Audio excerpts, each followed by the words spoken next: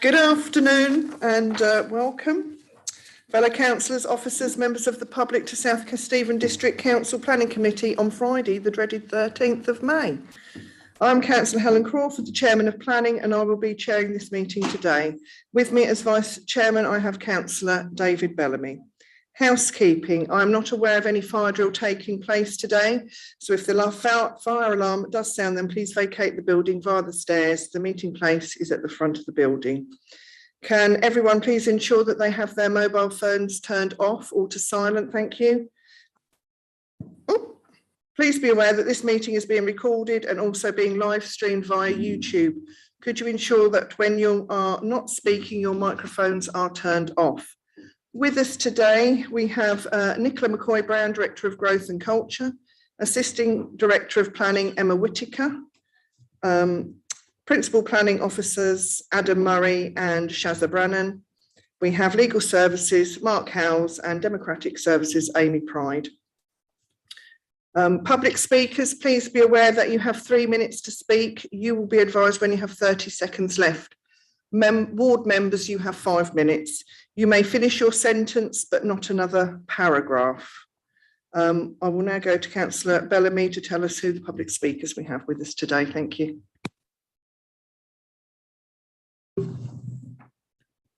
Application reference S22/0502, District Ward Councillor, Councillor Amanda Wheeler, Councillor Richard Cleaver, Sean Ford, Stamford Town Council. Speaking against, Carys Vaughan, is that the right pronunciation, I hope? Sorry if it's not. Carys Vaughan, representative of the local residents group, Protect Quarry Farm, and Deborah Asher. Lovely, thank you very much. Now we will go to agenda item 1, apologies for absence and registrants of attendees. Thank you. Thank you, Madam Chairman. We've received apologies from Councillor Jackie Smith, Councillor Judy Smith, Councillor Harish Bisnal Singh, Councillor Robert Reid, Councillor Penny Robbins and Councillor Charmaine Morgan. And we have Councillor Gloria Johnson substituting for this meeting. And if you're happy for me to, I'll just take a roll call. Councillor Helen Crawford. Present. Councillor David Bellamy. Present.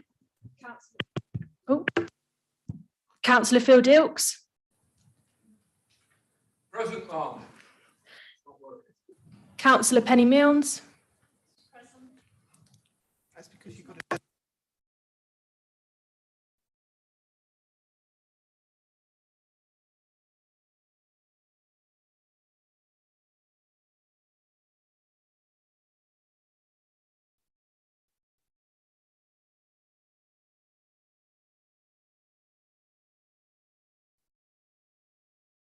Oh no, it's back. Present. Thank you. Councillor Ian Selby. Present, Madam Chairman. Councillor Judy Stevens. Present. And Councillor Gloria Johnson. Present. Thank you, Madam Chairman. Thank you. Charmaine Morgan is no longer at this present time a member of the Planning Committee because she resigned from Labour, so she did send her apologies. Thank you. Right, disclosures of interest. Do I have any? If any member has any or thinks of any during the meeting, then please make us aware. Item 3, minutes of the meeting held on the 24th of March. Madam Chairman, Yes. Before you move on to that, I wonder if I could just raise the point of, obviously we've got 2 ward councillors here today. One of them was going to substitute, but could we just clarify the position as to why that is, please? Yes, he has made declarations previously, and we didn't want anything to be untoward take place in the meeting because this is our representation and he can make his representation as a county councillor. Does that make sense? Do you want to say it better than me? Thank you, Emma. Thank you. So advice has been sought by the from the monitoring officer Councillor Cleaver is welcome to speak to the planning committee but must take no part in the vote. This is because he has previously declared his position, which gives him a prejudicial interest in terms of his, or predetermined position in terms of his thoughts on the proposals. So he may address but not take any further part in the vote on the planning committee. Thank you for that. I mean, I do find that strange, given the advice that we were given that, you know, this, we're not determining this today. We're commenting on somebody else's application. And when we were looking at the Mallard Park, or I know when I asked about Mallard Park, which is a similar position to that, the advice was that we could be as predetermined as we wanted to be, because we were not determining the application. But I'll leave it there. Thank you. Thank you, Councillor Dilks. Everybody happy? Did you want to say something, Penny? Yes, please. If it could be explained, the difference between predetermined or pre-inclined, I think is the other word for it. There is a difference. If we could just all have an explanation as to that, what it actually means. So when it comes to planning applications, it's perfectly reasonable. You can look at something and go, I am minded, or I am concerned with certain elements of this proposal, and I am so concerned that this may lead to me to voting against it in terms of a refusal. But I'm open-minded because I'm happy to hear other opinions. I'm happy to be persuaded otherwise.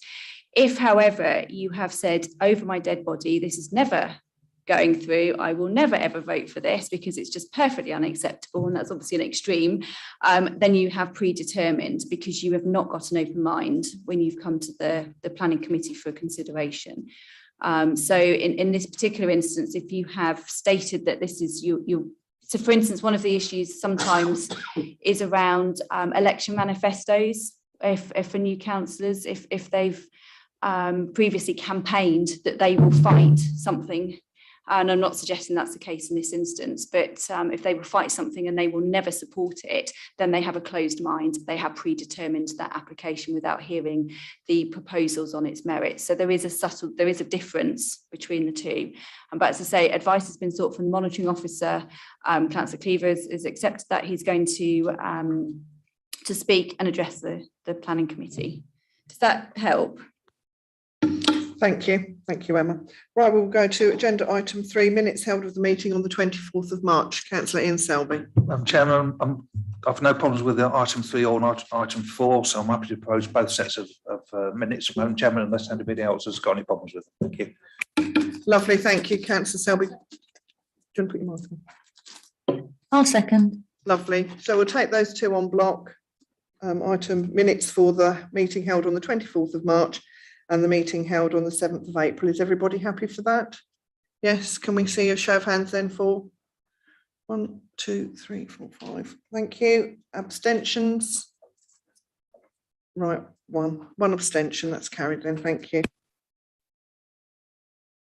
We will now go on to item 5, application S220502, and we have, doing the presentation, Adam Murray. Thank you, Adam. Start when you're ready.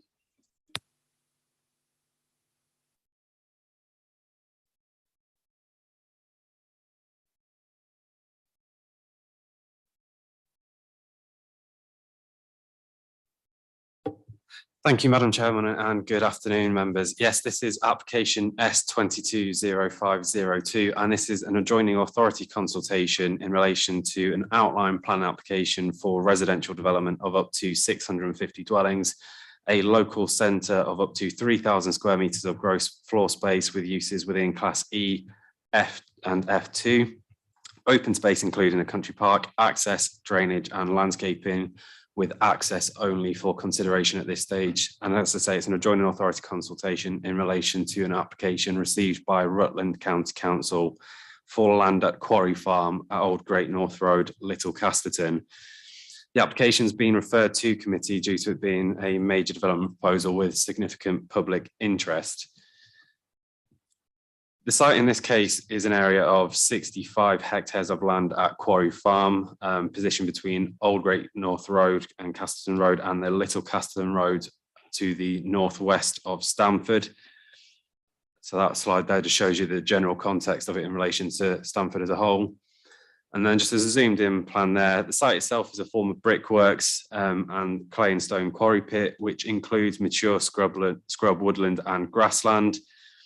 To the southwest, adjacent to Castleton Road, is an open grassland field with an informal footpath. Next to this is an area of woodland of about 4.5 hectares. And then moving around again, there's an area of scrubland with a communications mast, and then further areas of woodland and informal footpaths parallel to the existing residential areas on the eastern side of the site. Site is bound to the southwest by the Old Great North Road, Castleton Road, to the west by a BP garage and small industrial centre, and to the east by Little Castleton Road, beyond which currently lies open countryside. To the south, you've got the existing built-up area of Stamford with the nearby estate, which is known locally as Rutland Heights, and then to the north by open countryside. Members will have seen within the main report that the central and eastern parts of the site, so including the existing woodland and scrubland, has been identified as a candidate local wildlife site. This is due to the large area of grassland habitats and rare plant species that are present on the site, making it suitable for designation. Members, as I say, will be aware that this application site, in conjunction with land within South Kesteven to the east of it beyond Little Castleton Road, has previously been identified as a cross-boundary allocation for a sustainable urban extension to the north of Stamford. And that extension is to comprise approximately 1,950 dwellings, a distributor road, local centres, primary school and country park. The eastern part of the site, which is probably not come up very clearly on the slide in front of you, so this area outlined in yellow here, is allocated within the adopted South Kesteven local plan, and that is policy reference STM1H1. And the application site itself was previously identified as a draft allocation within the emerging Rutland local plan that had been submitted for examination in 2020. That previous draft allocation identified the application site in front of us for a scheme of no more than 650 dwellings, a country park, including mitigation for the potential harm to the candidate local wildlife site, a local centre and part of the east-west distributor road. That site allocation, that local plan policy allocation within the draft Rutland local plan identified that the site was only going to be supported where it had been accompanied by an agreed development brief and where a single planning application was coming forward for the whole of the Stamford North development. Now that local plan, as members are aware, was withdrawn from examination in September last year. So the application site itself has no policy standing as it currently stands. And that means that it has no weight in the current decision-making process. As I say, this application falls entirely within Rutland County Council's administrative boundaries, and therefore they are the local planning authority who will be determining the current application. However, given the nature of the application and its location and the likely cross-boundary implications for South Kesteven, the District Council have been invited to submit comments to the application as a consultee.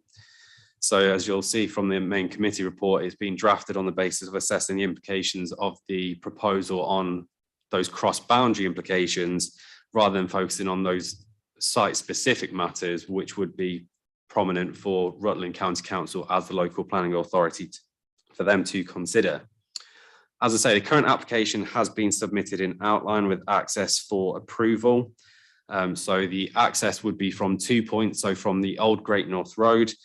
It would be a signal control junction with dedicated turning lanes with a 3 metre footway on the eastern side and a 2 metre footway on the western side. And then the Little Castleton Road access would be a priority control T junction, again with a 3 metre wide footway to the south and a 2 metre footway to the north. and Little Caston Road is proposed to be widened to 6.5 metres to the south of the junction to allow access to the site by buses. And then the scheme also includes, as I say, that first element of the east-west link road, which is identified as having a 3-metre footway along the south side of it and a 2-metre footway along the north side. The application has been accompanied by indicative plans demonstrating how the site could accommodate the development proposed, but for the purposes of the current application, they are illustrative only. So the indicative site layout in front of us here just shows how the scheme would be arranged around that east-west distributor road, which would run through the centre of the site, bisecting between the areas of woodland on the site at present. The local centre would be positioned centrally within the site, so just broadly shown here on the current plan. And then you'd have residential development effectively split into 2 parcels at either side of the site. The remaining land to the north of the retained woodland is identified to be utilised as a country park, which has been accompanied by a concept document looking at that as a habitat resource and also as a recreational opportunity.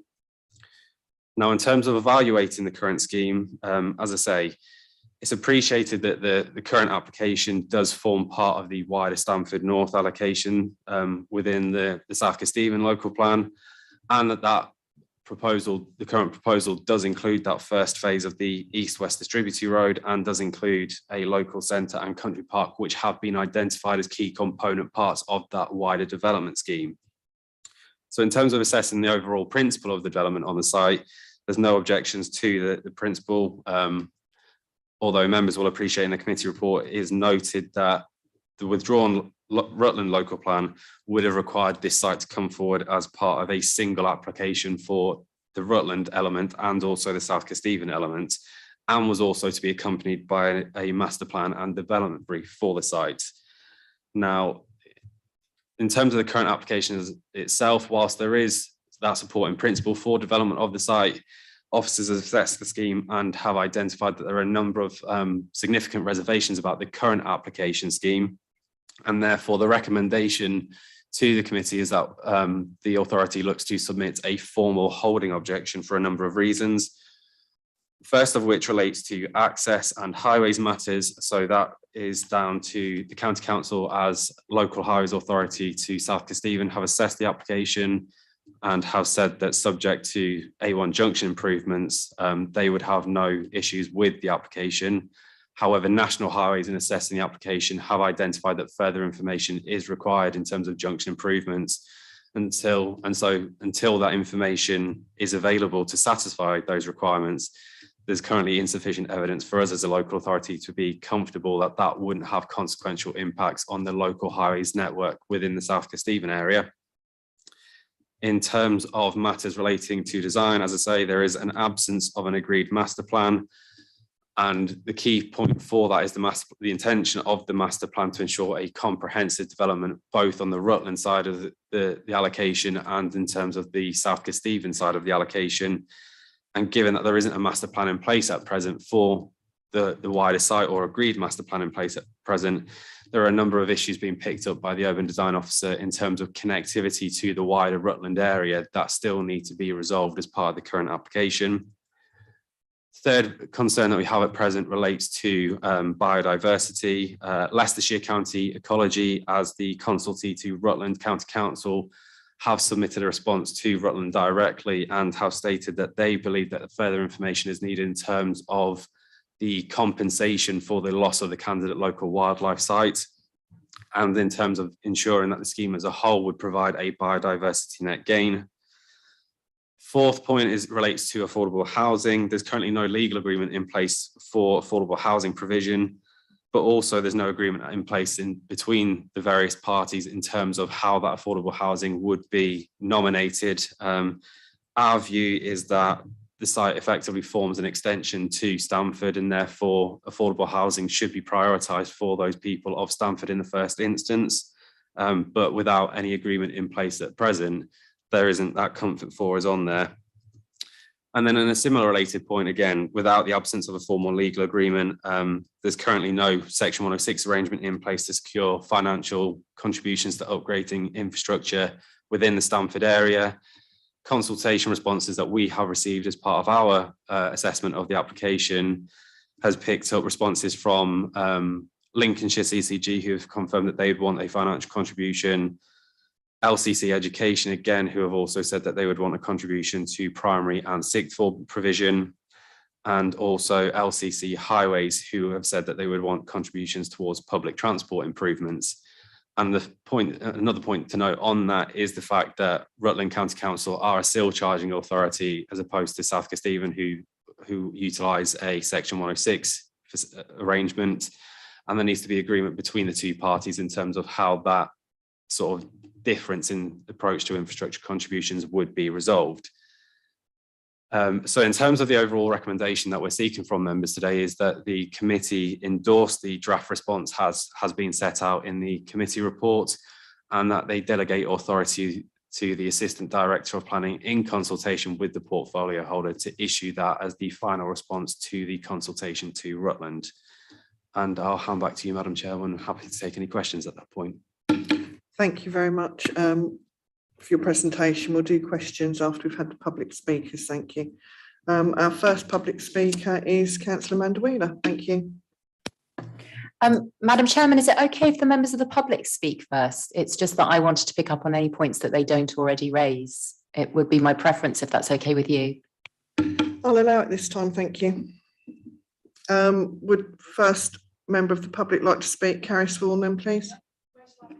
Over where it says public speaker, thank you. Stop. Right, we'll get that geared up then. Start when you're ready.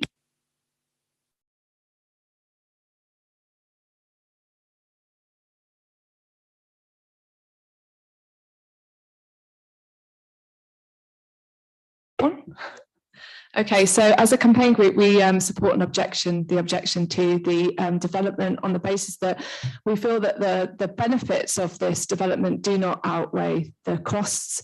If you could just flip over onto the next slide, please. You can see that there's been huge public support against Monarch Park, and this is demonstrated by the meetings that we've kind of put on, by the 1,600 signatures that we've garnered against the development, and also our crowdfunding campaign. We reached our target of £6,000 for legal advice and expertise on this.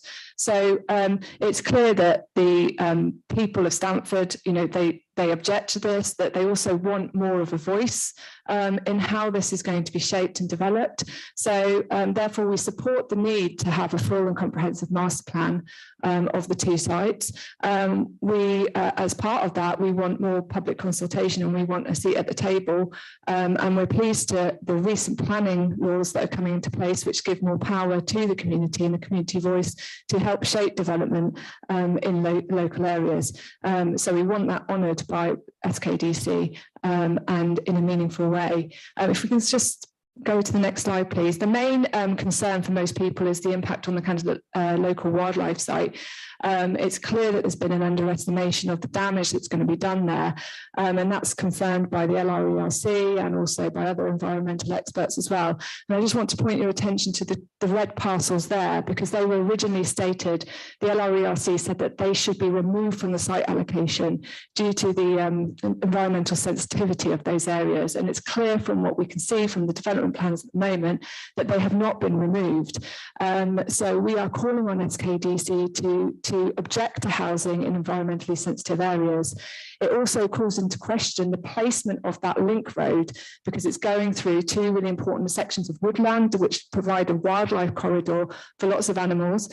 So we are asking that SKDC consider rerouting that road, and if it can't be rerouted, then I think really have to call into question the viability of this development, given that it doesn't look like it's environmentally sustainable at the moment. And we also agree with the need for more scrutiny and assessment over the environmental mitigations proposed by the developer, because they're clearly insufficient at the moment.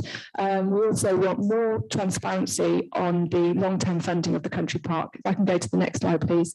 The other main concern is the impact on local infrastructure and services. This is a key concern for residents. We would really like SKDC to support a fully independent traffic survey, which would include a thorough impact assessment of the suggested mitigation proposals on local road networks. There are anomalies spotted at the moment with the traffic impact assessment, and this is borne out clearly when it comes Thank to. you. You've had your 3 minutes. Okay, thank you. Thank you very much. Can we have our next speaker, please, Deborah Asher?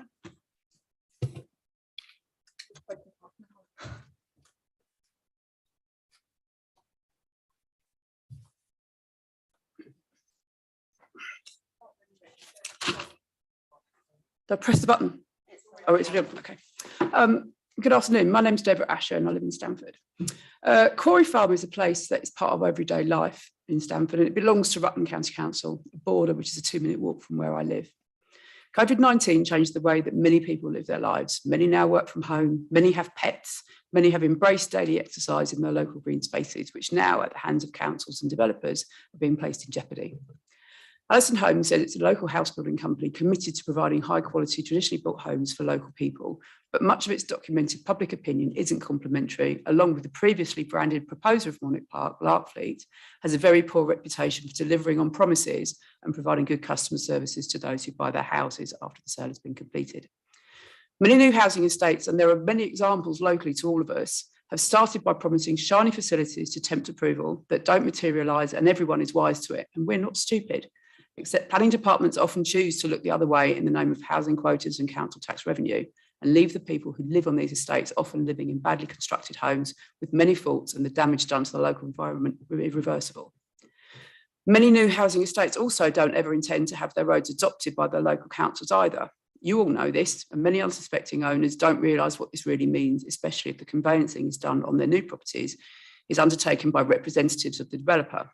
Ultimately, the house owners become responsible for the upkeep of their roads. If this is the case of Monarch Park, not only will there be a road that will turn into a major relief road for Stamford, and thus truly devastating for the ecosystem of Corey Farm, and for all of the many local residents for whom this is their only green space at the north end of our town, despite what Alison declares, the people who live there could be responsible for a major part of the Stamford road network. I live on an Alice estate built 20 years ago, and during the conveyancing of my purchase, I inquired about the Section 38 agreement that would enable our roads to be adopted, only to discover that one was never put in place by Alison, despite the declaration that the council would be taking over the road responsibility in the original new build paperwork. What has changed? We believe that this application cares nothing for the environment with its laughable proposals for green travel schemes that totally ignore that rural communities with poor public transport rely solely on cars. It cares nothing for the green space that is so well used that it will be carving up, nothing for the ecosystem it will destroy, and nothing for the people who live there. All of this will affect the people of Stamford, not the people of wider Rutland, and certainly not Rutland County Council. Thank you. Lovely, thank you very much. Right, Councillor Wheeler, would you like to speak now? Thank you very much, Madam Chairman.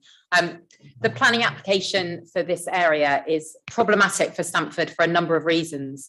First and foremost is the environmental impact. As both Adam Murray and Caris Vaughan have referenced, the area is a candidate wildlife site with numerous rare plant species. In the last year alone, the ornithology recorder of the Rutland Natural History Society has observed 90 species of birds, including 37 breeding birds and many passage species. The forestry officer at Rutland County Council has highlighted the importance of the ancient woodland and raised his serious concern about destruction of a large number of trees. Welland Rivers Trust have raised their concerns about the lack of a water management study and plan.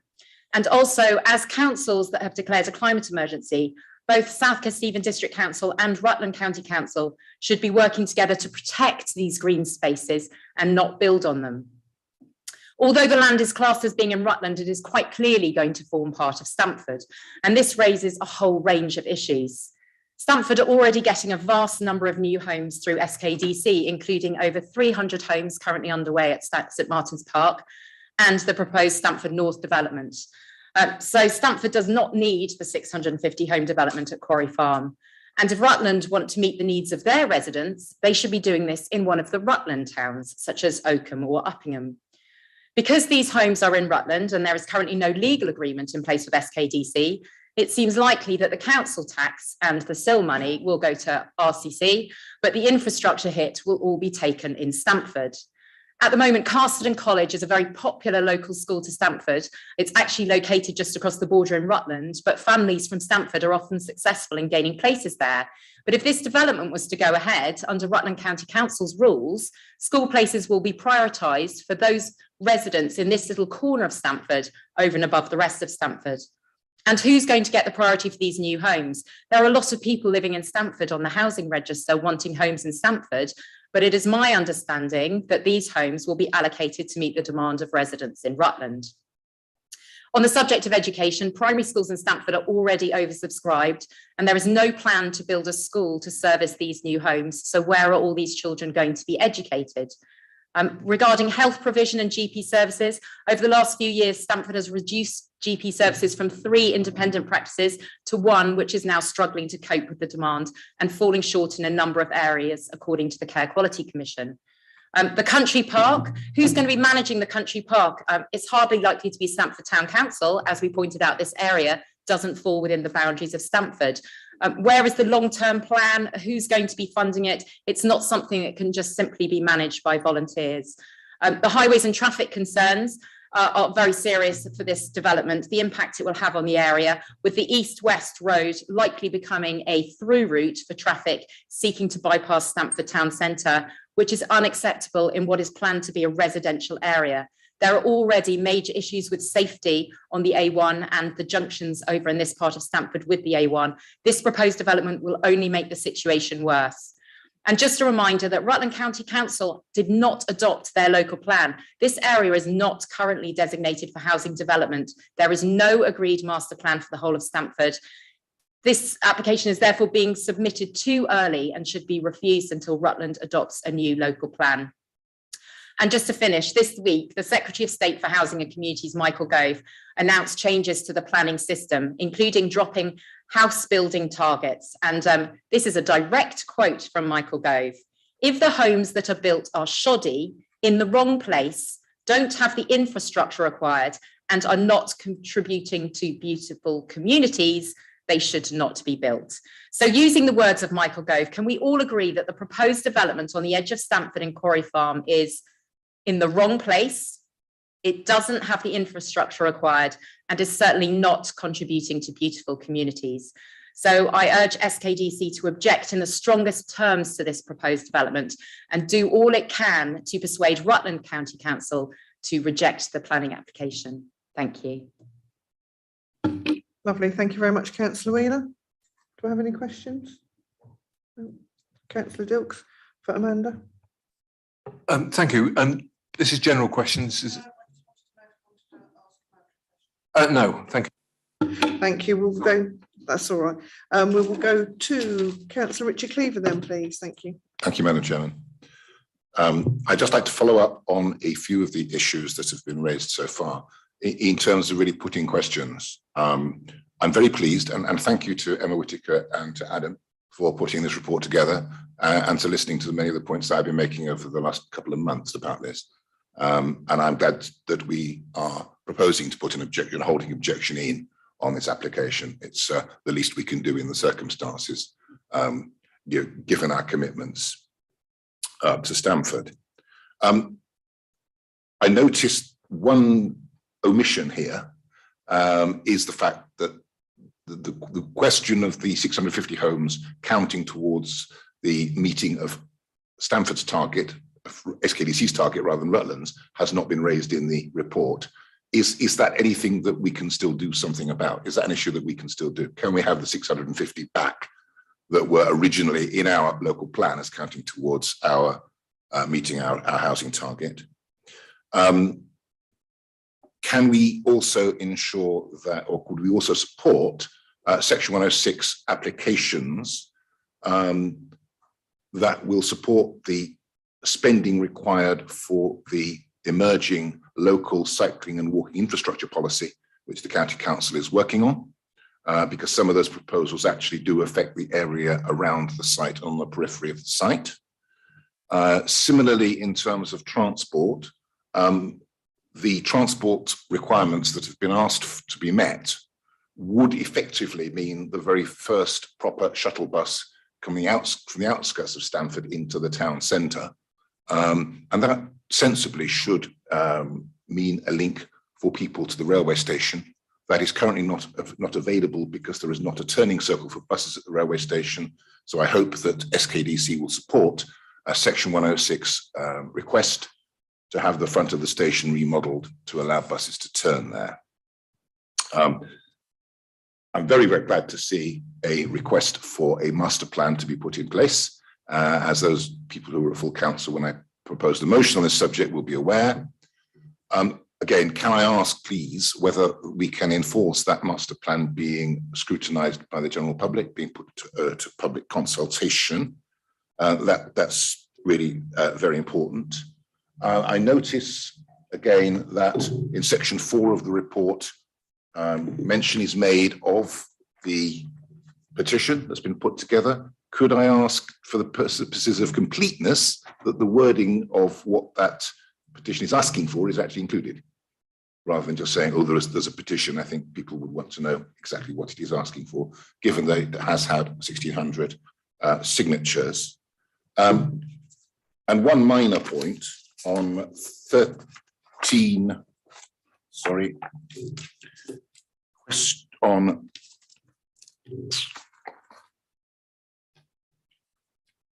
3.9.4, could someone explain what that means, please? Because it's not clear to me. And also 5.13.7, there seems to be some words missing from that sentence. Again, Adam, if you could offer some clarification on that, that would be much appreciated too. So yes, I'm very pleased that we're putting in a holding objection. And my main question at the end really is, if we're not listened to, what happens next? Because clearly, whilst I support all the things that we're saying, obviously we're not the determining authority. And could we have some indication from officers as to how the extent to which we can enforce what we're asking for? Thank you very much. Thank you very much. We will now go to last speaker, Sean Ford from Stamford Town Council, if you'd like to come up. Thank you. Start when you're ready.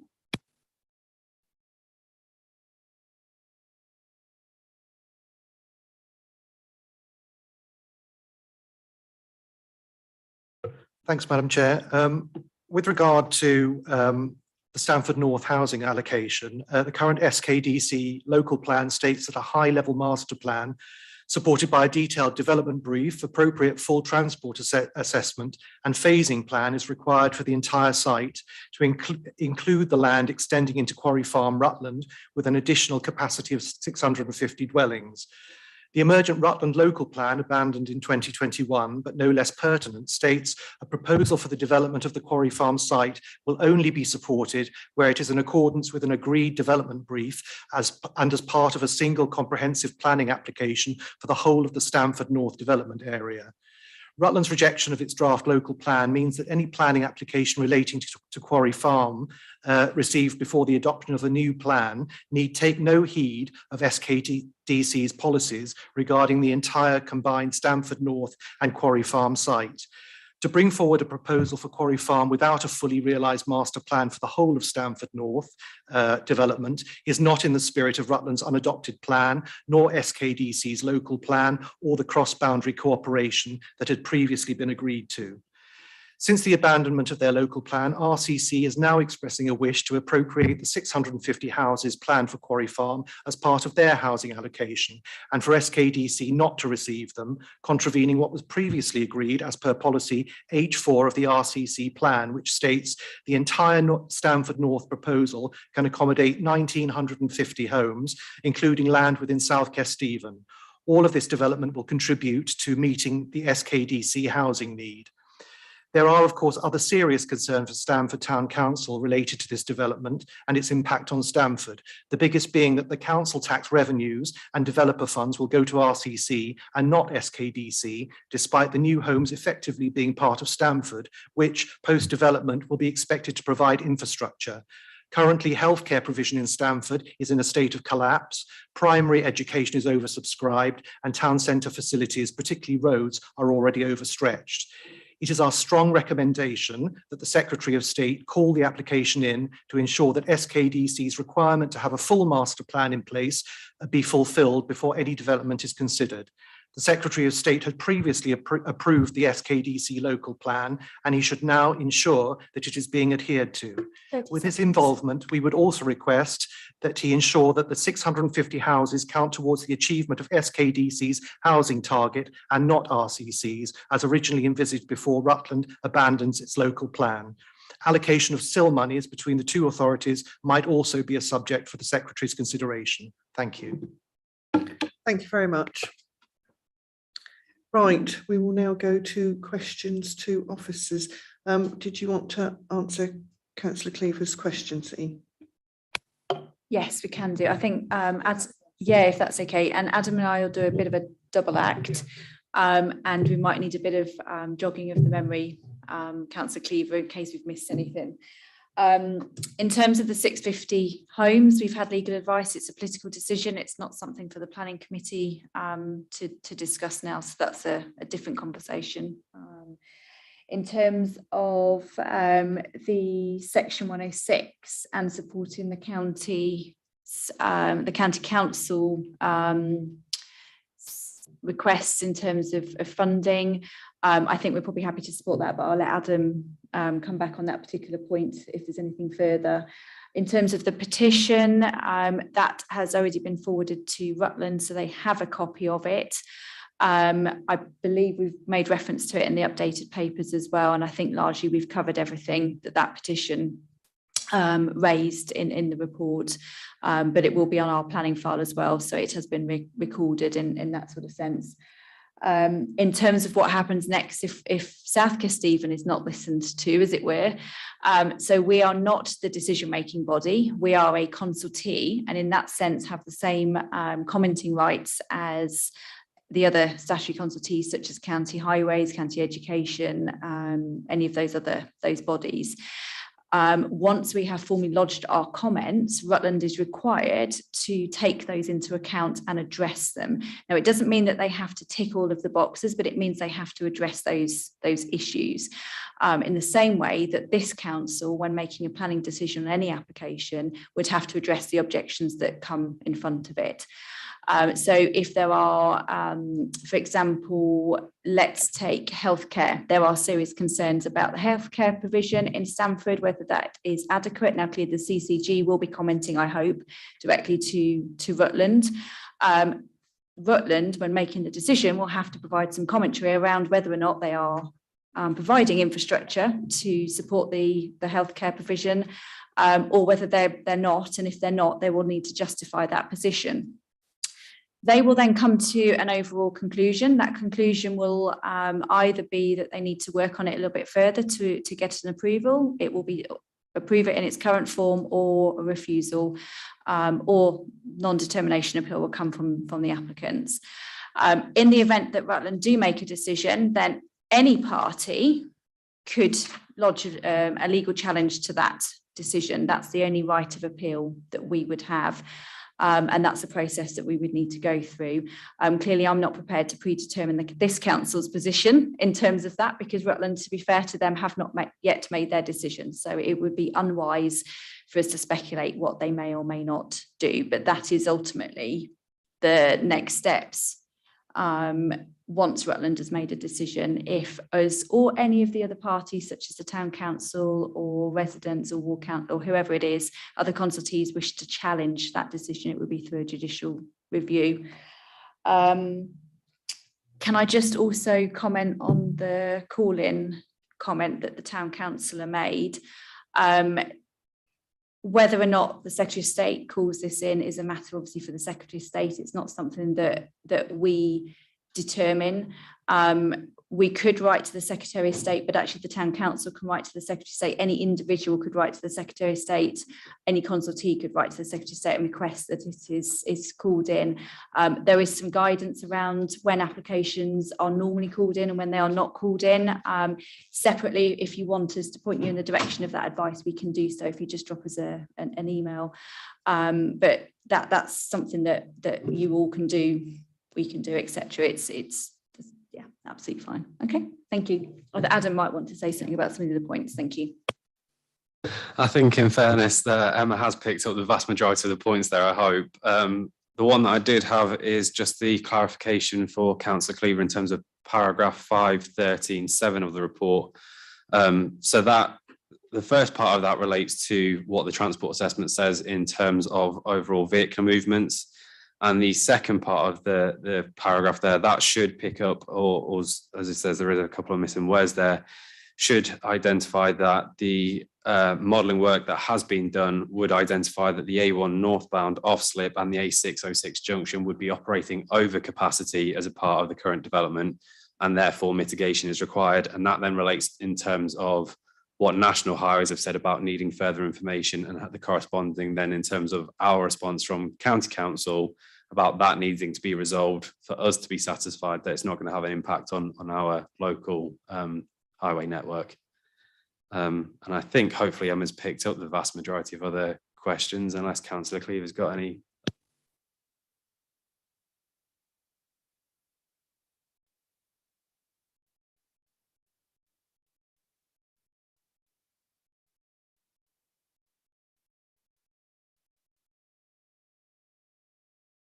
Yep, so that is a point that I'm sure our principal planning officer, policy officer can clarify if I say this incorrectly, but that effectively picks up the point that the 650 homes from this site are picked up as part of the 5-year housing land supply as a whole, but sorry, that they're identified as part of our forthcoming housing supply, but not strictly identified as being delivered within this 5-year period that contributes to our 5-year housing land supply at this point in time.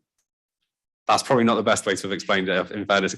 I think the point is it's been identified as being at that stage as being part of our housing supply, but not as being delivered within the next 5 years, which is the key point in terms of whether we have an up-to-date supply for the application of our local planning policies at present. Madam Chairman, may I ask a follow-up on that particular? Oh, sorry, is Emma going to? I'll get Emma to speak and then she can perhaps clear it up a bit. I might actually answer it. What that means and what that means for the planning committee and for us as planning officers is that we've got a 5-year housing land supply position, and that tells us that we don't need to apply what we call a tilted balance in favour, so the presumption in favour of developments coming forwards that may not be, for example, allocated in our plan. So that means we're comfortable. We keep going and determine things in accordance with the plan. Clearly, at some point, that 650 is in our supply, but at the moment, it's not going to have a critical effect today because we already have a 5-year supply, and those 650 dwellings, were not counted in that current supply period. That's for later in the plan, which of course takes us to 2036. Yeah. Does that make sense? And have I answered your question? So really you're saying that they could be there in 8, 10, 15 years time. Does that make it clearer for everybody? Partly, it's a bit clear as mud really, but sorry, I understand, the difficulties, but it's the simple question is, are they going to be in our allocation or Rutland's? That's the, where there was, as I understand it, an agreement previously in their local plan that they were going to be our, taken off of our target, if you like, for houses. What's the case now? I'm not sure if you've answered that, and forgive me if you have, but I'm a bit confused, sorry. Ultimately, it's a political decision, and I would hope that Rutland would honour where they've previously been, but it will be a political decision. Councillor Penny-Mills? Yes, thank you. I'm equally confused by this, I think. So if they're our houses, but in Rutland, but we're only consultees on the application with no input on the type of houses, quality of houses, etc. And I don't quite understand how it's in our land supply and our housing supply when we're being told it's actually going to serve Rutland supply, which is being spoken about at the moment. So I find that very confusing. Whose houses are they going to be? And also, when it comes to the infrastructure monies from that, will it be going to Rutland to spend somewhere else in Rutland? Or how can it be legally made to be applied to Stamford? So I'm very confused whose houses they are at the end of the day. So there's two matters. I'll deal with the whose houses they are. In a very brief nutshell, and glare at me, Shazza, if I've got this wrong, please, from a policy perspective. But in a nutshell, we have to look at our housing market area, and that dictates what our need will be for us, but also for our neighbours, and that includes Rutland.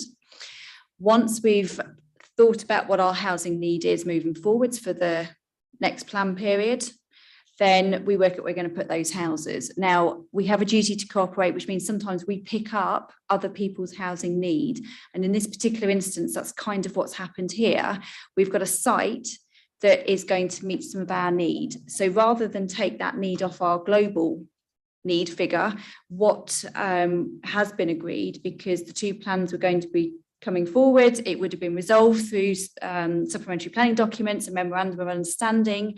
So it would have been resolved through all of those processes, is that Rutland have agreed that some of our need, which actually is meeting the wider market area, can be delivered through a site that's located in Rutland. Now, of course, had this progressed in the way that it was intended, we would have had a design brief, we would have had all sorts of other documents.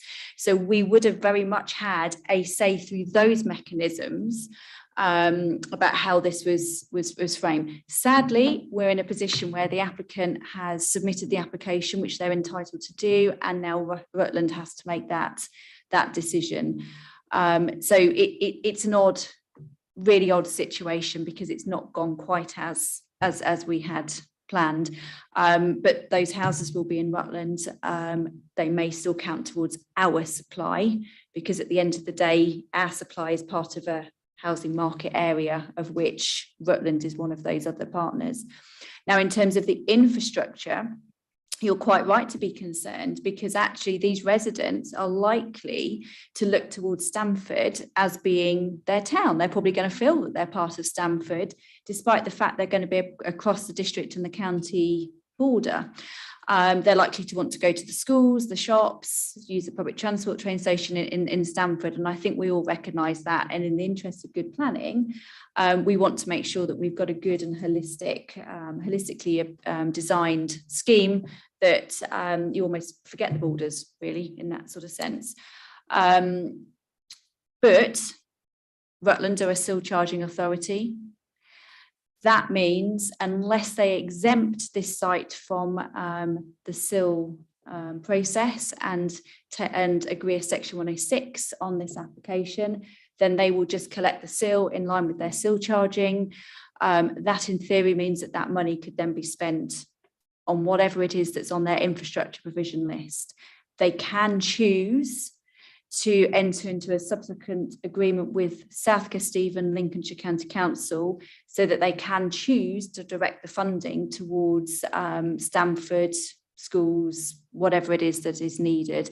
But that is a decision that Rutland are going to have to make. And clearly that's one of the reasons why we're raising or recommending that we put in a holding objection, because we don't have the information, and that does need to be bottomed out. To be fair to Rutland, it's one of those things that if they are minded to approve, then they work up the detail. So I'm not surprised it's not currently there, and it could be resolved, but at the moment, we don't know the answer. Did you want to come back, Penny? Yes, thank you, Emma, for that very good explanation. I hope we're a lot clearer now. If Rutland now don't have a local plan, and they are short of their own housing needs supply, could they claim the 650 houses as their housing supply need, and we would then be left short? As I said previously, it's a political decision as to where we move forwards. So I can't speculate what Rutland may or may not choose to do in that sense. But clearly we are not in a bad position. We do have a 5-year housing land supply as it currently stands, and we're working through a local plan review at the moment. So we have the opportunity to revisit, and we are revisiting actually what the need will be, because we're looking at doing a joint housing market needs assessment in terms of market and affordable housing with our partner authorities. So if that scenario arises, we're in the best possible place because we can fix that through the local plan review. But that's an if, and it's a speculation. Thank you. Councillor Selby. Thank you very much, Madam Chairman. Just got 2 questions for the time being, Madam Chairman, if I may. One is with reference to cross-boundary issues. I mean, there's 650 dwellings being proposed to build. If you look in probably an average of 2 people per dwelling, I know some are 4 bedroom, 3 bedroom, what have you. So you're looking at least 1,300 people. Now, 1,300 people, they're all going to need feeding, aren't they? So where are they going to shop is my question. Now, to my knowledge, there are no major supermarkets on the eastern side of Stamford. They're all the other side and around the town centre. So all these people, they're all going to have to travel across the town to get to these supermarkets. Not very environmentally friendly, in my view. There's obviously an impact there on the environment. So, and I think I've seen something about Aldi's maybe put in an application for a supermarket in Stamford. Is that going to be anywhere nearer on the eastern side? That was already granted, and that's near Morrison's. Is it? Oh, okay. I knew we'd got one coming up, or it's whatever. It didn't come to the planning committee, or I didn't see it anyway. So that's one question I'd like answered, please. And my next question, it's in relation to Rutland County Council, sort of like three-part questions on this.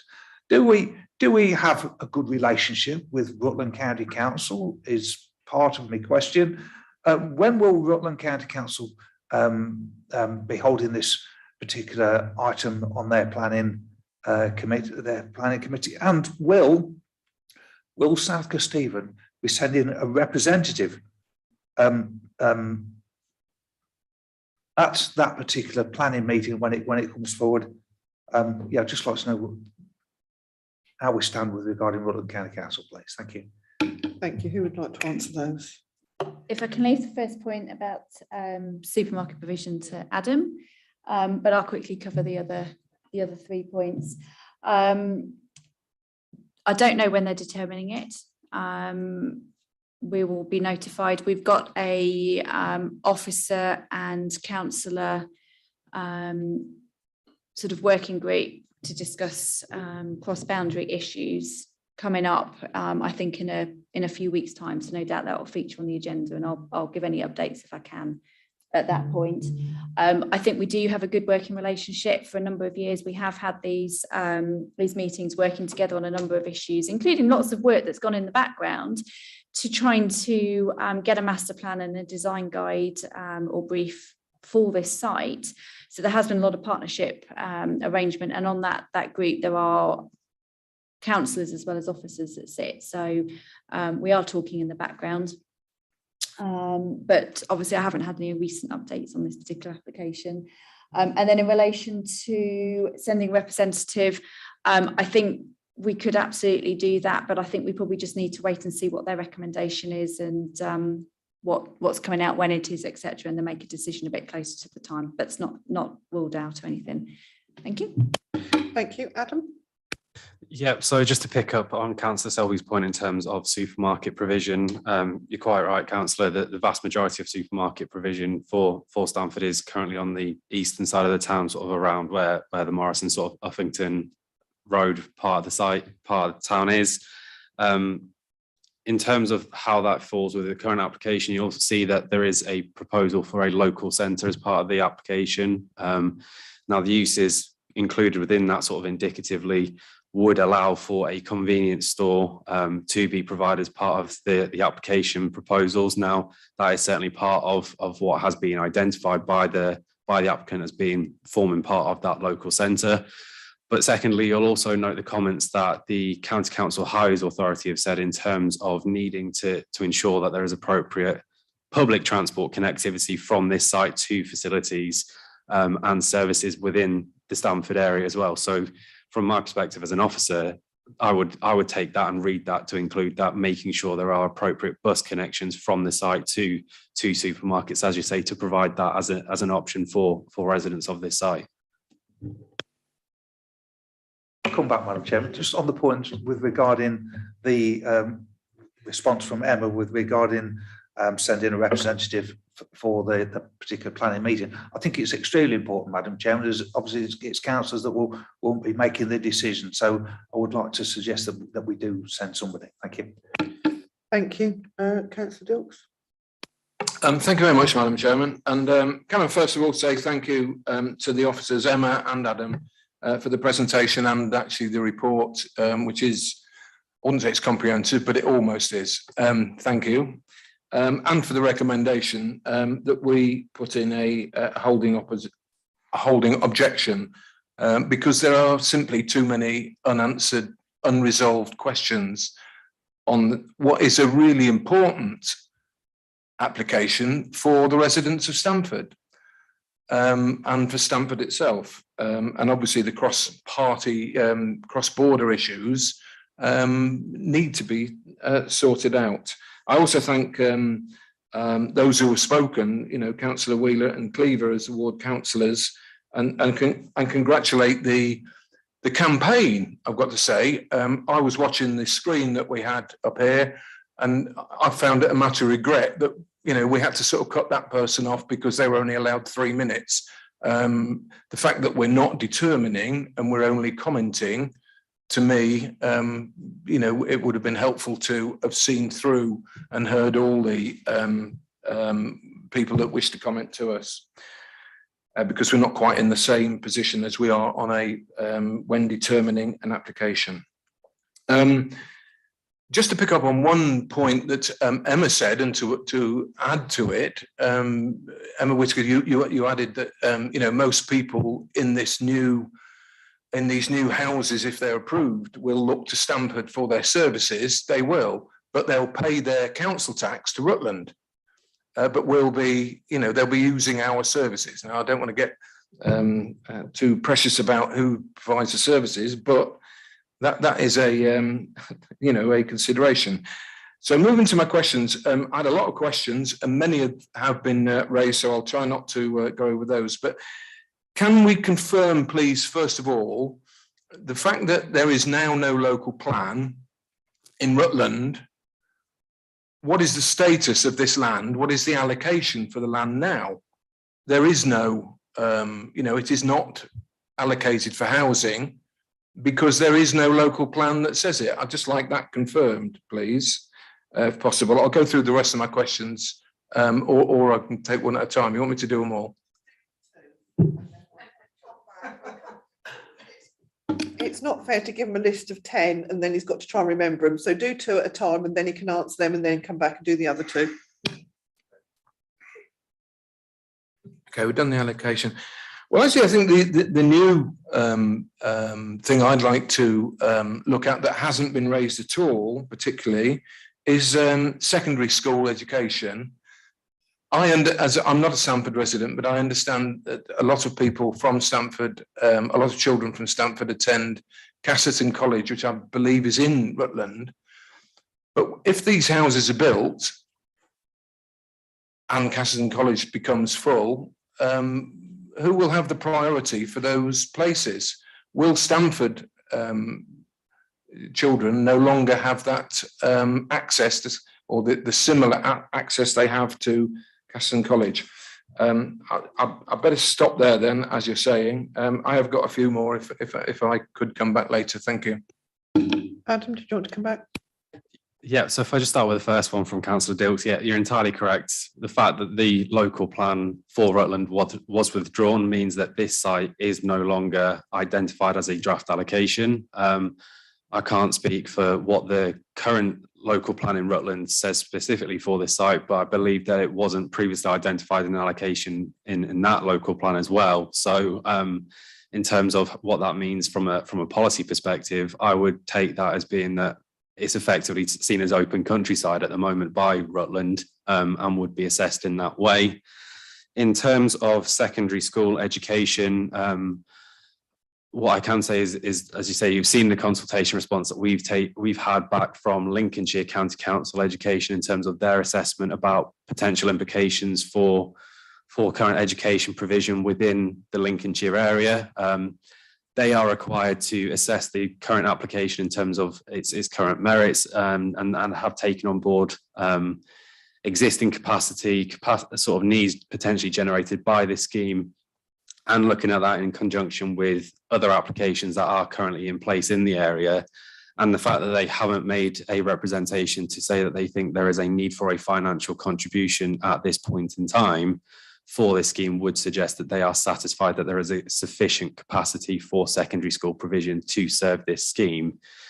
Now, it is one thing just to pick up in terms of sort of secondary school provision is that the actual wider allocation, shall I say, so the wider Stamford North allocation, including the South Kesteven element of it, does identify land for the expansion of the Stamford Welland Academy as part of the South Kesteven element of the proposal. So clearly that would in itself generate additional capacity there. Did you want to come back? Yeah, I think the only thing I would add is the purpose of this being a holding objection is we can make further representations subsequently if new information comes to light, or if Rutland get amended plans or additional information. But also the statutory consultees such as the Education Authority have also been invited, I believe, by Rutland to make their representations, and certainly we have consulted with them. So I'm confident that they will be able to express their views directly to Rutland, so Rutland can take those into account. So whilst it's good to support their views, they should also be making their views known as the key players. Thank you for that. Thank you.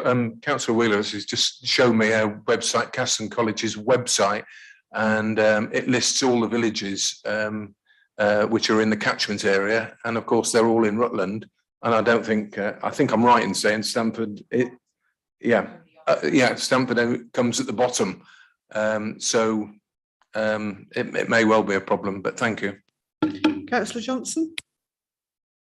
Thank you. Just a couple of questions. When you say it's a political decision, who do you mean by political?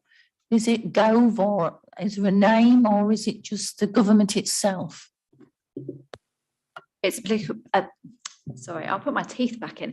It's a political decision for Rutland County Council. So it goes back to them.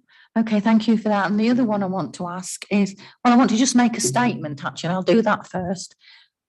Stamford could not cope with these houses at all. We have no infrastructure. If they're going to build these houses, they need to put the infrastructure along with the houses. There isn't the slack at all. The roads, the parking, everything that goes there. It will absolutely devastate Stamford.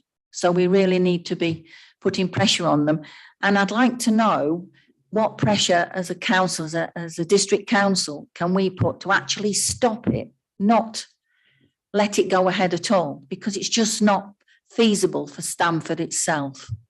Is there anything extra that we can do, even as residents of Stamford, that would enable this to be actually stopped, not just put on hold? So as a district council, we do have to be careful. The site is allocated in our plan, and that allocation does anticipate that the Quarry Farm site, the Monarch Park site, would come forward as well. As part of that, there was an awful lot of background work that would have gone into looking at its feasibility, what infrastructure is required. So, you know, we've got a particular role that we need to play. Now, the town council and residents, as I said previously, could write to the Secretary of State to request a call-in. They could also mount a judicial review challenge if there are legal grounds for challenging any decision that Rutland make. Other than that, we're not the decision-making authority. All we can do is voice our reasonable concerns in the strongest terms possible to Rutland, so they are required to take them into account. We want, as a district council, the strongest but most reasonable response that we can give, hence the not objecting in principle, but objecting to a significant amount of detail. I would encourage any other residents that are concerned, that have not already done so, to make their representations directly to Rutland, because Rutland will need to make a decision on this and they will need to take those comments into account. So we can do so much, but Rutland will need to be the decision maker on the application. Just one more thing. Is it worth us requesting the RCC delay they adopt until they develop the local plan? Can we possibly do that? Because that'll take a lot of the heat and pressure off.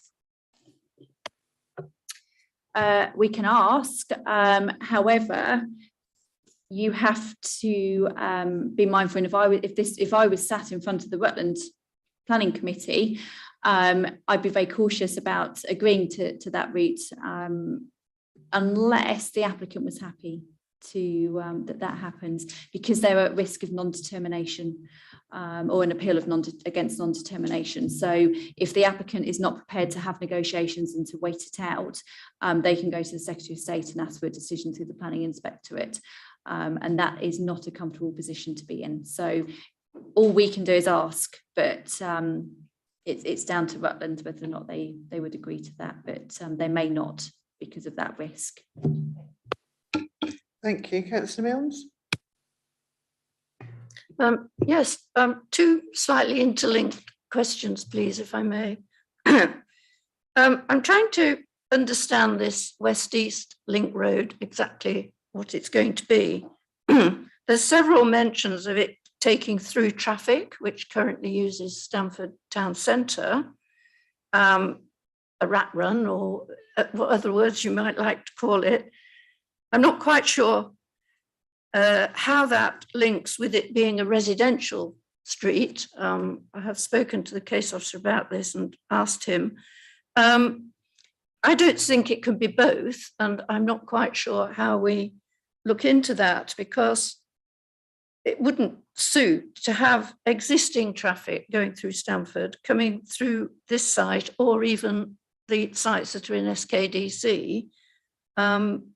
So I would like some clarification on exactly what that link road is supposed to be achieving. And if we want to avoid this link road as such, taking all this extra traffic, do we therefore really need this site to connect our part of the allocations? And there is maybe that frontage field, the flat green field, which is quite different to the rest of the site. Maybe, we could have a more residential link using that field, and then we could retain the local wildlife site and the country park. I mean, that would impact on the 650 numbers, but if they're not going to be our houses in particular, does that really matter? There's going to be an awful lot of houses built up there. So it's just a thought that that links together with what we actually want this road and this particular piece of land to achieve for us. Yeah, I'm happy to come back on that one. So in terms of the actual design of the road, as you say, Councillor Milnes, we did have a brief conversation on that on site just for the clarification. I have gone back and reviewed it as well in terms of what the intention of this road was. And as I say, effectively, the intention is for it to be a residential street. So the intention is for it to be designed with a 30-mile-an-hour speed limit, sort of design speed, with sort of areas of 20-mile-an-hour sort of speed limit design around sort of areas such as the local centre, that sort of those sort of more public facing, shall we say, in terms of the number of people that could be within that area. And the sort of documents that were previously produced looked at this in terms of having the 7.5 ton weight restriction that is in place as well for sort of not necessarily prohibiting HGVs from going there, because there will be a degree of access requirements for them to serve the local centre within this site per se, but certainly not for utilising that as a sort of a primary route for HGVs to use other than travelling through Stamford town centre. Now, where this fits in terms of a distributor road per se, as you say, it's not strictly classified as a bypass or anything along those lines, but ultimately it is identified that it would provide a degree of relief, shall we say, in terms of traffic movements through Stamford town centre, because it would provide an alternative route for cars to go from west to east round Stamford, rather than necessarily having to travel through Stamford town centre itself. Now, in terms of what you mentioned in terms of alternatives for the scheme, as you say, you'll appreciate as in the way that as a local authority would have to assess the application, they are certainly minded just to assess the acceptability of the proposal that's been put in front of them.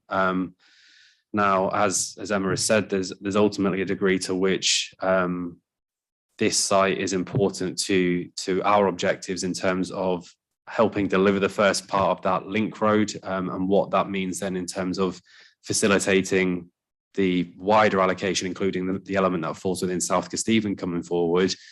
And there is obviously ultimately a degree to which the cost of delivering that road is a fundamental consideration for any development proposal coming forward. Now, if there was a situation there where we were potentially looking at an alternative scenario, that may then have implications then for what could feasibly be delivered from other contributions to infrastructure or affordable housing per se.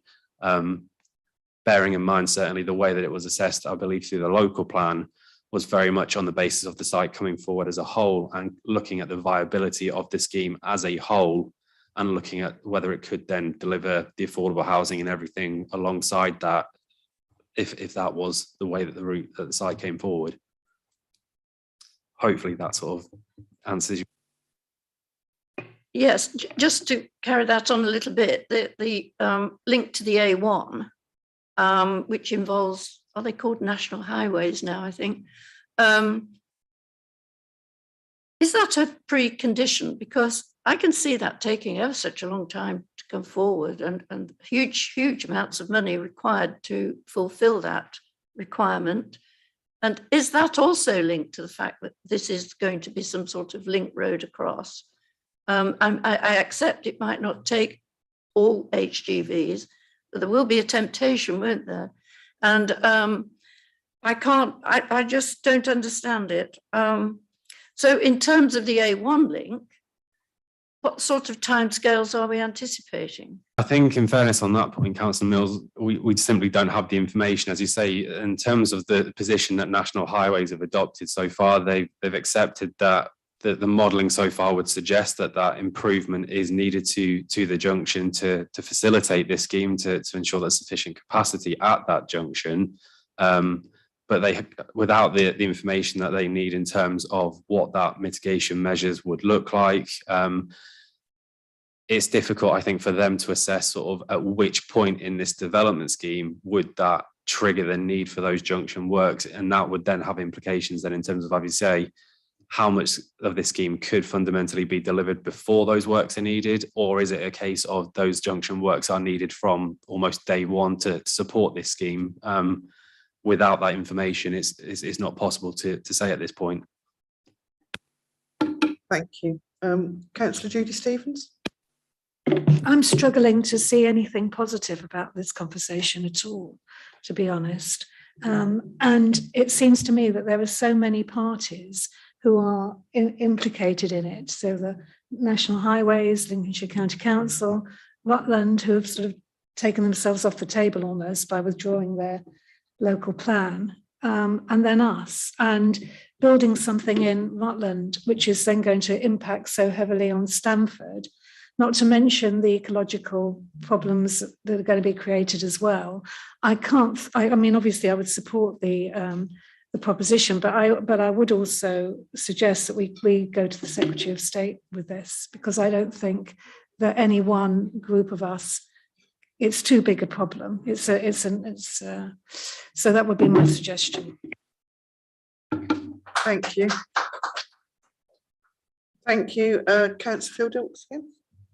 I absolutely support Councillor Stevens' suggestion there, and would second that if it was a motion, you know, or a proposal. I'd certainly would, you know, propose that we support the officer's recommendations in here for all the reasons that are given, and add that we, you know, we write to the Secretary of State and ask for, as Councillor Stevens has said. My questions are just to sort of, if I can go back to them.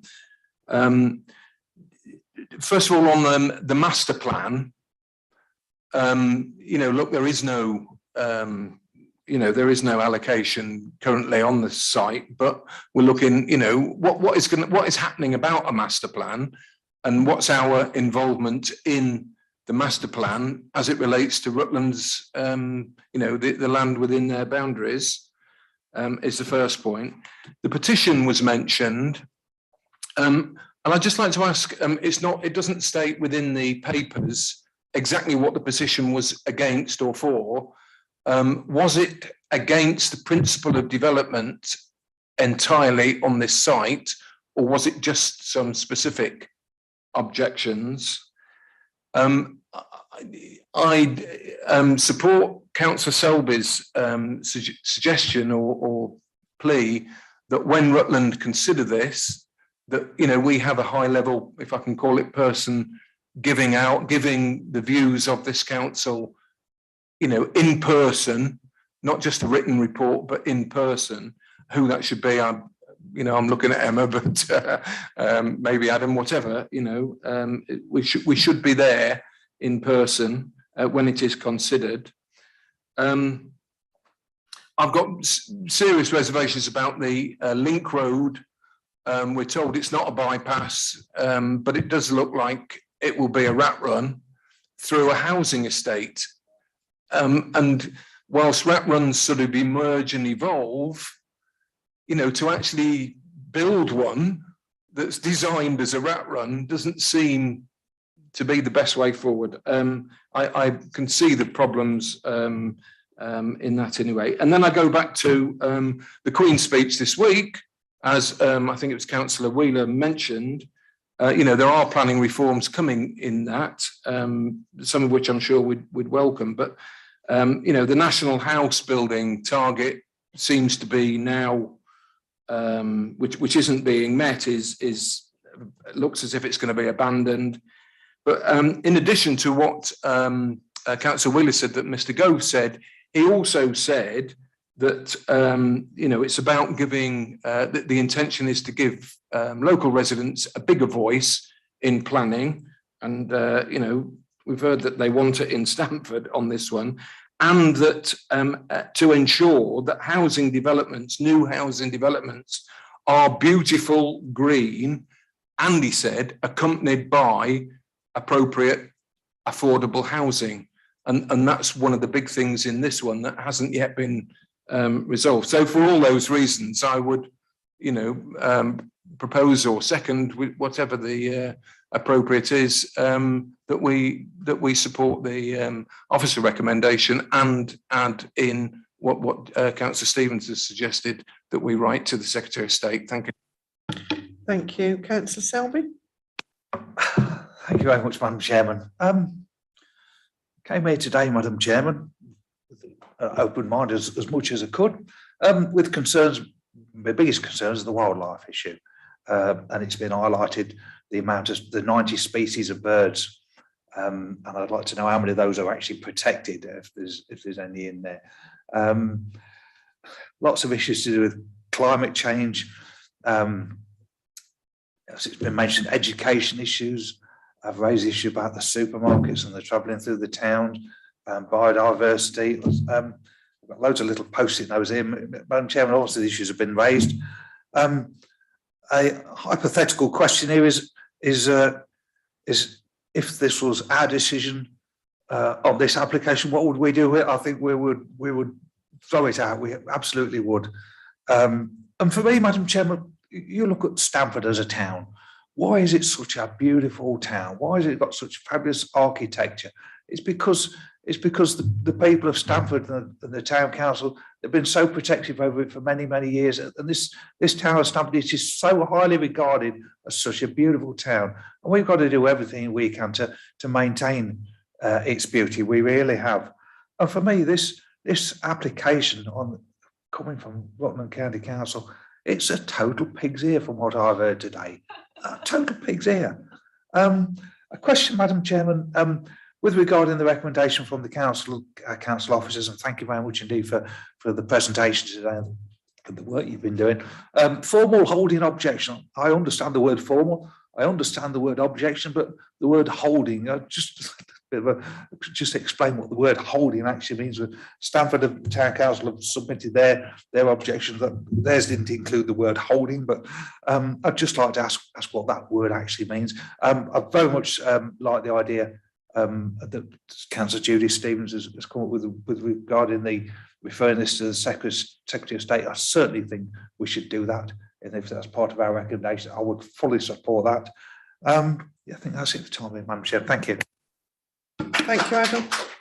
Yeah, so just to clarify, Councillor Selby, the point in terms of holding objection is effectively to almost reserve our right to respond again later if further information comes in. So it's essentially a case of officers have assessed the application as it currently stands and have highlighted the concerns that we have. If the applicant elects to go away and submit further information or produce further information, we would like the opportunity again to review that information and ascertain whether we are still at a position where we have those concerns or whether any information that they submit has been sufficient to address some of those concerns that have been raised. Thank you. Emma, did you want to come in? Yes, please. I think we do need to be slightly careful here, because what we don't want to do is undermine the deliverability of our plan. We have got this site allocated, or we have got the other part of the site allocated in our plan. It was always intended that there would be a site delivered at the Quarry Park Farm, Monarch Park, and Stamford North allocation. What officers are recommending is that we're not convinced that the scheme is right yet. Not that something shouldn't or couldn't be delivered here. For example, the road, we need that road to be delivered in some form in order to deliver the allocated site in South Kesteven. So if we say, if that doesn't come forwards, will our site come forward? And then that puts us in a real pickle in terms of our housing land supply.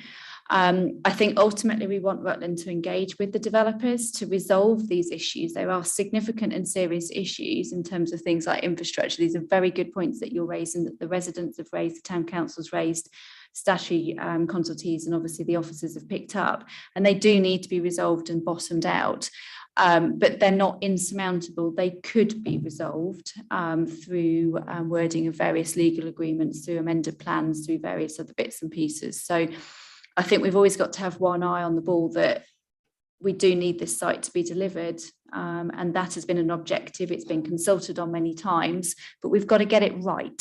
Rutland have got to get it right. In terms of writing to the Secretary of State, there are clear criteria for when the Secretary of State would call things in. Typically, it's not the scale that you would normally expect the Secretary of State to call in, other than the fact it's cross-boundary. Normally, the Secretary of State looks at issues where there is nationally significant issues being raised. I'm not sure it necessarily ticks that box here, but clearly there is a cross-boundary issue here that does need to be resolved. I think that's probably something that we need to look at.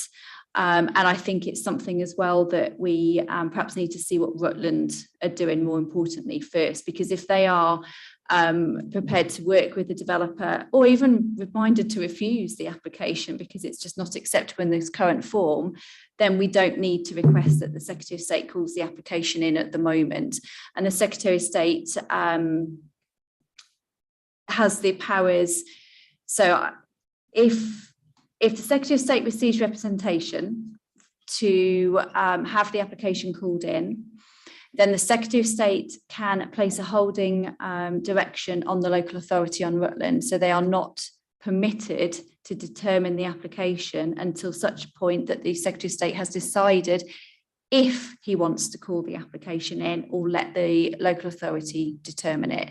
So we can make representations if we want to the Secretary of State at any point in the proceedings, but I would certainly suggest we wait until we see what Rutland wishes to do.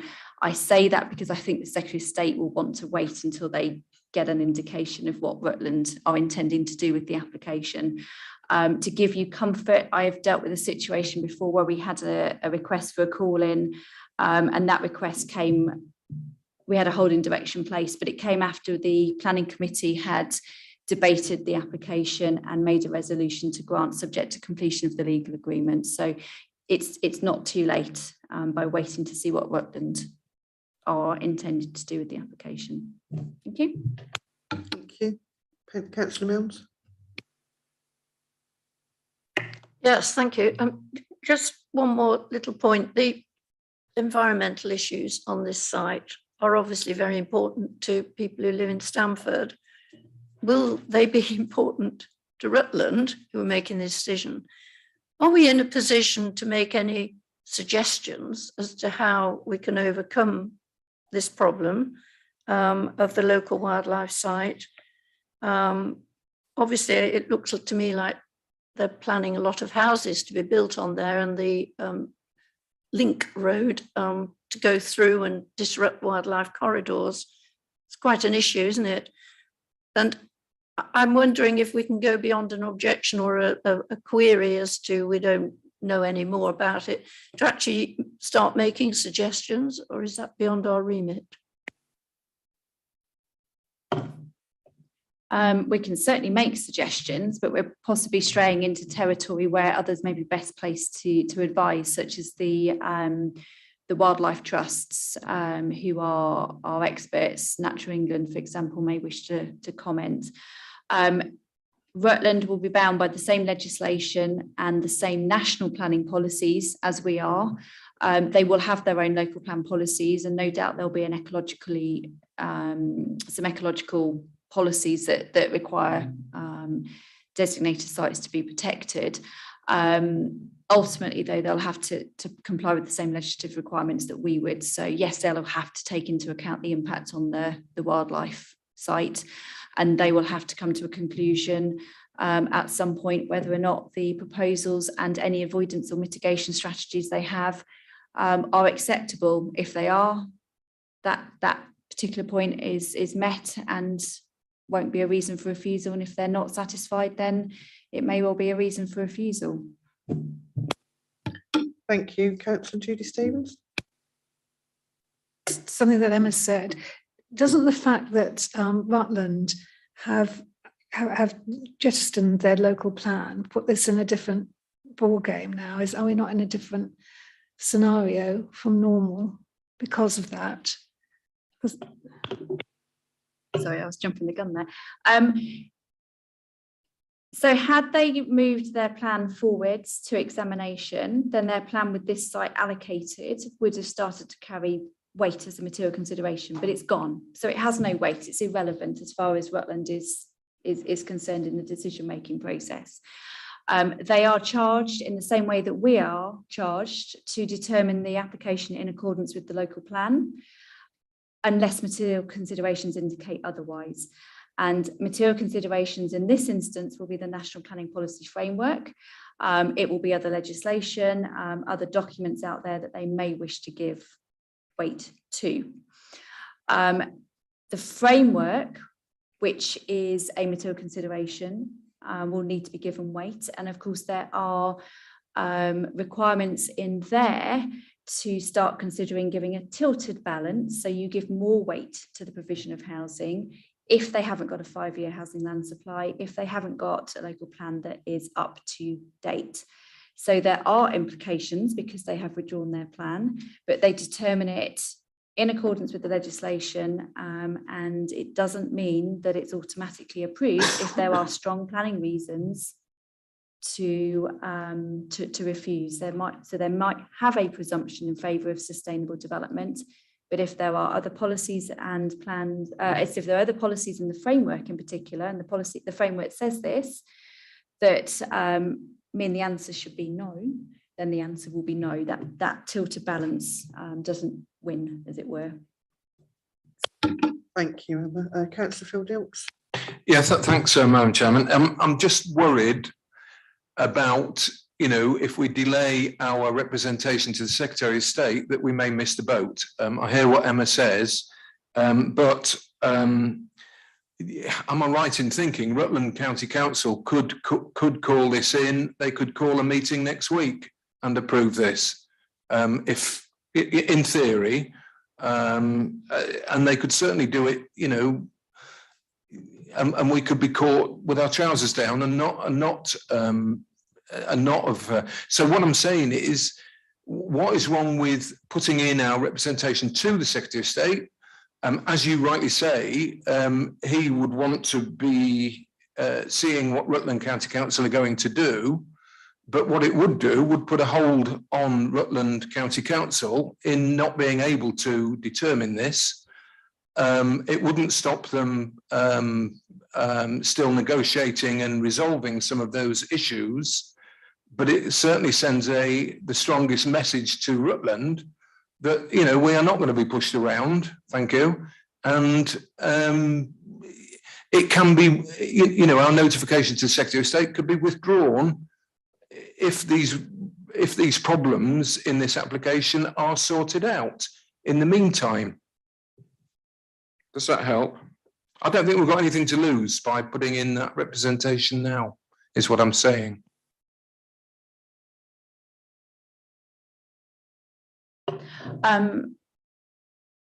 Clearly, that will be a matter for the planning committee to decide if it wants to make that recommendation. Personally, I'm not worried, but I can see the concern.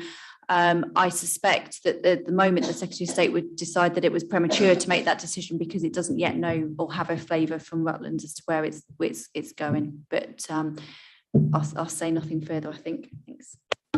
Thank you. Councillor Penny-Mills. With Rutland's non-existent local plan, or are they working on their previous one? It's probably way out of date. You said, Emma, that this is now open countryside. Now, we have a policy SP5 for open countryside, which restricts development, you know, reasonably and significantly. Would they be considering it under a similar sort of policy? Because that's a strategic policy, isn't it? And that's how we should be looking at these applications. So if it's open countryside, not allocated, seemingly looked at as a windfall site, but with certain restrictions, I'm not quite sure just what policy they will be looking at it under. I understand your tilted balance if they haven't got a housing supply, etc., etc. But it's not really in Rutland, is it? It's sort of in Stamford and SKDC. I mean, shouldn't they be looking at where they can deliver their supply within Rutland itself, which is more Rutland, if you see what I mean? So could you just explain to us just what strategic policies they will be using? In short, no, I can't, because I'm not sufficiently au fait with the Rutland local plan. They probably will have policies that direct housing to their more urban areas, to sites that they've allocated and away from areas in the open countryside. And they'll have to determine in accordance with their local plan. But they're in a difficult position because of the tilted balance that they may have to make a decision under because of the potential for their plan to be out of date. And I believe they don't have a 5-year housing land supply either. But actually planning, although we're plan led and ideally you'd have everything up to date, you'd have all your allocations, you just determine in accordance with, but where you don't, you're going to get those speculative applications and it comes forward in that way. I think I just need to remind members, however, the purpose for South Kesteven commenting on the application actually is to make comments in so far as how this application affects South Kesteven and strategically how it affects us and how it affects the deliverability of our local plan. So they're going to determine under their policies. We can't make them determine under ours. But the things we should be concentrating on are the impacts on infrastructure, the impacts on the residents, there's the healthcare provision, education, the highways, all of those sorts of things that we have done. That's the right and proper process here for us to be commenting, because they're the things that affect our district and our residents and our local plan. Thank you. Do you want to come back? So if this did go to the Secretary of State, would he be inclined to approve it if they haven't got allocations and a housing supply? Not been Secretary of State, I don't know. All I can say is that the Secretary of State or the Planning Inspector would make a recommendation to the Secretary of State, having had a public inquiry, would be charged with the exact same task to determine the application in accordance with the local plan, unless material considerations indicated otherwise. And that would mean that they would have to apply the policies in the framework with regards to the presumption in favour of sustainable development, unless there are obviously reasons to refuse the application. As I probably tell you, probably at least every planning committee, the weight you give to any particular material consideration is at the discretion of the decision maker. And whilst the framework may direct us to place a tilted balance one way, it doesn't mean that you can't weigh things and still come out with a different answer. And we can all come out with a different answer to the same problem or the same planning application. So I can't prejudge or predetermine how the Secretary of State may or may not deal with this, but they should be looking at the same issues, the same concerns, the same policies that Rutland will be looking at. Thank you. Councillor David Bellamy. Thank you, Lady Chairman. What I would suggest is that we have a trigger point whereby if, for instance, a master plan isn't agreed, that then we're prepared to do that, rather than just having it either open-ended or leaving a grey area, because at least that gives the committee a little bit of a reassurance. Because the other thing is, I think from what Emma said earlier on, they'd already agreed to a master plan in principle before their local plan was turned down. So I don't think it's unreasonable to say that if we don't have a master plan and a legal agreement in place, that's what we would do. Good idea. And there's just so many unanswered questions for us all. It's like asking how long's a piece of string. I think we've had quite a thorough debate. If anybody's got any other questions, please raise your hand. You're not really part of the committee. I don't want to ask any question. I'd like to say, just to say something. Thank you very much for letting me come here. Thank you very much for coming to let me listen and hear what's going on. But I would like to invite you through Stamford, and at the moment, with all the roadworks and everything, you will see what it would be like in Casterton Road. I drive that road quite a lot, so I'm fully aware of how bad the traffic is in Stamford. And with the additional houses, what it could be, it would just be at a standstill. But then that would encourage everybody to walk, wouldn't it? Unfortunately, because you wouldn't be able to do anything else. Do I have a proposer? Are you happy to propose that with the recommendations that have been made by the officers? Yes, I am, Madam Chairman. Mike. Yes, I am, Madam Chairman. With what Councillor David has just proposed, I think we should at least have the threat of the Secretary of State should at least be in our consideration. But I do accept that, I'm not quite sure what the wording should be, but with a trigger, I suppose it's if these. If the unresolved matters cannot be, resolved in a timely fashion, then, we would wish to call the Secretary of State to determine this application. Yeah. if we can perhaps just make a suggestion that, because there's two different things here, we need to make a representation to Rutland in terms of what our views are as a district council on the applications that currently stands. What I'm hearing is that there's a second question that members are keen to leave open, which of course would remain open, the possibility of requesting a call-in from the Secretary of State. So what we could do is we can add to the recommendation so that we send the response, if you're happy with it, as drafted, but also reserving the right to request to the Secretary of State. So that doesn't necessarily go back to Rutland at this point, but it will be minuted and it will be in there that we're reserving, should Rutland be minded to recommend an approval and our objections are not addressed, then we reserve the right to come back and decide to call or request a call in. I'd be happy with that, Madam Chairman. Thank you. Yes, I know I would be too. I'm quite happy to second that motion.